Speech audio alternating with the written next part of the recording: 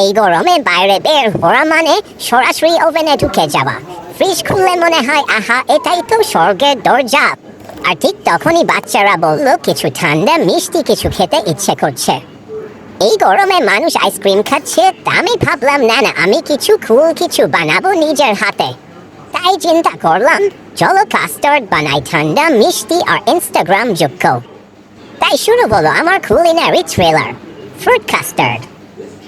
তাই তাড়াতাড়ি দুধ বসিয়ে দিলাম, দুধ ফুটছে, আমিও গরমে ফুটছে, আর সাথে সাথে কাস্টার্ড বানিয়ে নিলাম।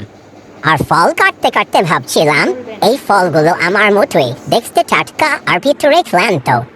শেষে ঠান্ডা কাস্টার্ডটা যখন ফ্রিজ থেকে বেরোলো, আহ সেই শান্তি।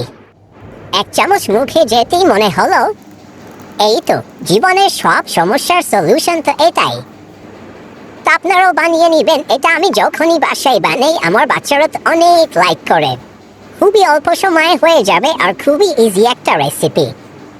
তো আমি তো আমারটা এনজয় করে নিচ্ছি, আপনারাও জানাবেন কখন করবেন আপনারা। তো আজ চলে যাচ্ছি খেতে খেতে। আফরি আফরি আফরি।